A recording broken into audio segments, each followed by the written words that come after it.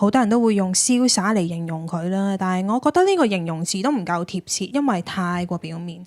我會喺後面再加個自在呢兩個字，因為佢唔知俾人感覺係瀟灑之餘，佢內在嘅思想都令到佢活得更自在。呢個人就係蔡瀾。上星期我哋收到一個唔好嘅消息，就係蔡瀾先生喺25號已經離開咗我哋，所以今集我就揀咗佢其中一本書分享俾大家，等大家都了解下佢除咗外界對佢嘅見解之外，喺呢本書嘅文字裡面表露咗啲咩其他特質俾我哋去學習下。用最低嘅門檻創造無限可能性。大家好，我係舒淇 Mavis， 今日同大家講嘅呢本書嘅書名叫做《人生大多是小事，沒有什麼了不起》，作者蔡瀾。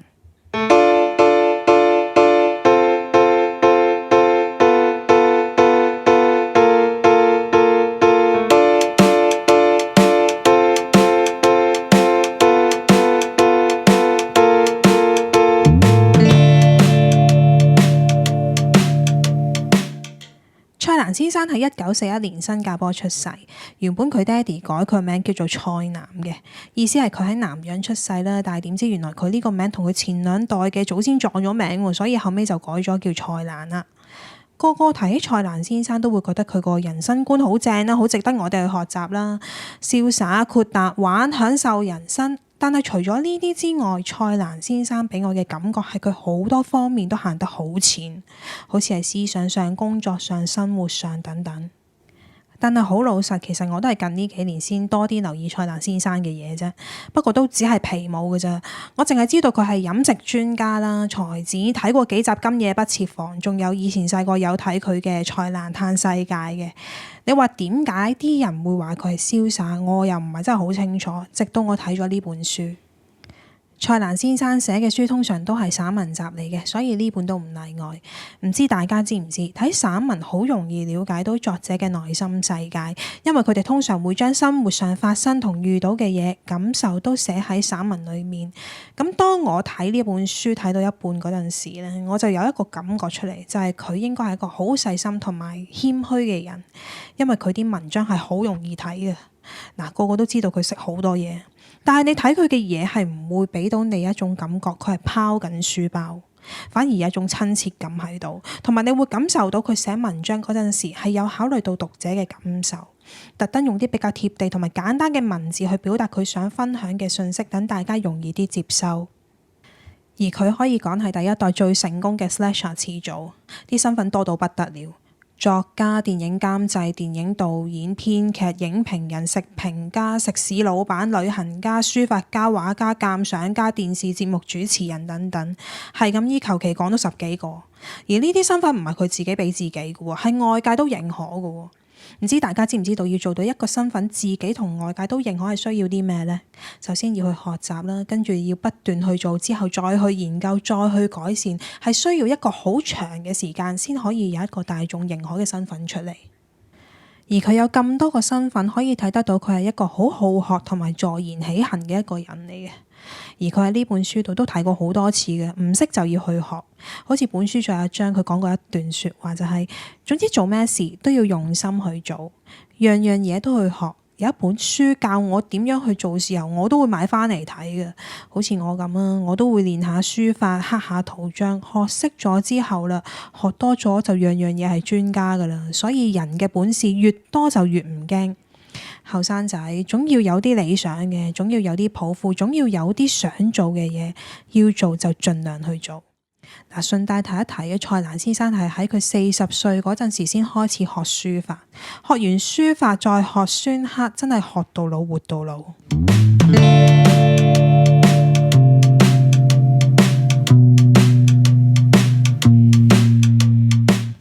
除咗佢係 slasher 始祖之外呢，佢亦都係最早一代拍旅行美食 vlog 同埋實現依家好多人都好希望嘅生活旅居嘅始祖。佢係嚟自新加坡，曾經住過香港、澳門、西班牙、南斯拉夫、泰國、澳洲、日本等等。而佢去過幾多個國家旅行，直頭多到數唔晒添。而佢拍嘅旅遊節目同埋飲食節目都有好多嘅喎，譬如蔡瀾嘆世界啦、蔡瀾澳遊三藩市、蔡瀾澳遊伊斯坦堡、蔡瀾嘆名菜等等。書入面有一篇文章係講佢平生做過啲咩事，其中有一樣嘢係佢拍完《賽蘭嘆世界》之後好受歡迎，令到佢有靈感諗到去搞旅行團，帶啲中意食嘢同埋旅行嘅團友去世界各地飲飲食食。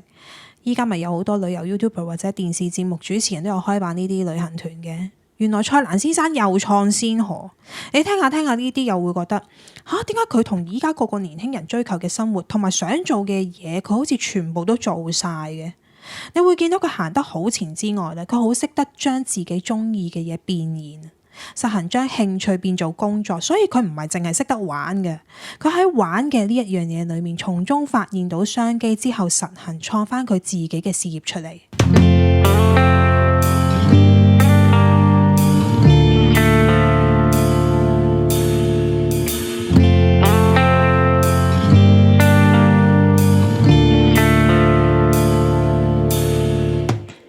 佢第一份工係做電影嘅，因為受佢爹哋影響嘅關係咧，細個就好中意電影噶啦。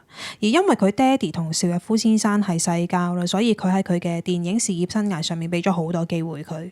邵逸夫先生同佢講：如果你中意電影嘅話，就要多啲接觸電影呢一行。但係如果淨係做導演嘅話咧，牽涉嘅範圍又會比較窄，所以做監製會好啲。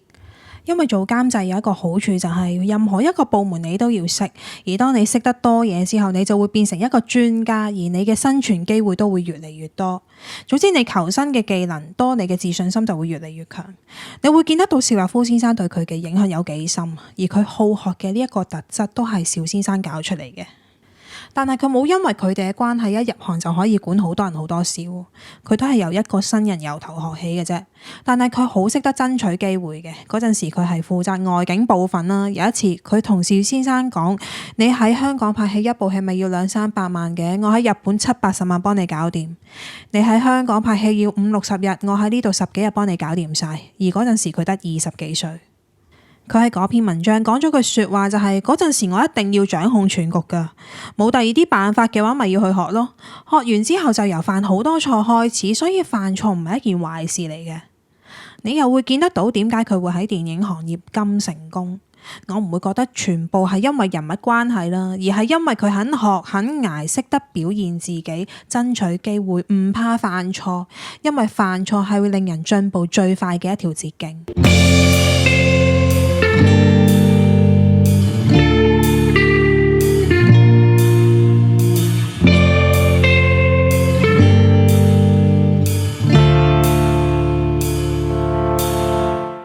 你唔好以為佢事業條路一直都好順，佢其中一篇文章又講到30幾歲好唔開心。可能大家都有聽過呢件事。嗰陣時係香港電影最好嘅時期啦，所以不斷有戲拍，因為部部都賺錢啊嘛。但係冇一部係佢中意嘅題材、中意嘅片。佢同邵逸夫先生講：邵氏公司一年拍40部戲，如果我哋拍40部，但係有一部係唔賺錢嘅話，淨係為理想、為藝術，你話幾正啊？可以搏得過喎。但係邵先生同佢講：拍40部都賺錢，點解要拍39部賺錢，一部唔賺錢嘅？我點解唔全部都賺錢啊？咁聽到佢咁講，其實都講唔過佢啦。結果係點呢？就係冇咗自我咁樣繼續去拍佢唔想拍嘅電影。佢喺文章裏面有講到，佢覺得好對唔住電影啊！佢對佢嗰段嘅電影生涯係一啲都唔覺得驕傲。但係點解佢會繼續去做呢？係因為佢對出錢俾佢拍戲嘅老闆有良心，因為佢哋要求呢啲，所以就要交貨俾佢哋。佢唔可以因為自己嘅理想去高估人哋拎咗咁大筆錢嚟去玩啊！俾佢去玩，佢玩唔起啊！嗱，呢度你會見到佢有責任心之餘啦，同時間佢做咗一樣嘢好值得我哋去學習嘅，就係佢轉咗佢嘅心態去對待佢唔中意嘅嘢。佢話佢嗰陣時嘅心態就係將電影當做一個好大嘅玩具咁樣去玩。雖然部戲嘅題材佢好唔中意啦，但係佢識得喺當中嘅過程揾到樂趣嚟面對佢唔中意做嘅嘢，拎翻個平衡。譬如佢會去揾佢中意嘅地方去拍外景啦，揾最靚嘅酒、最好嘅嘢食。而女演員方面都會俾佢着最靚嘅衫去重現佢想要嘅效果嚟將部戲拍出嚟。而呢度佢講咗句說話就係：你唔俾我第二啲嘅機會，咁我就從中揾第二啲嘅樂趣。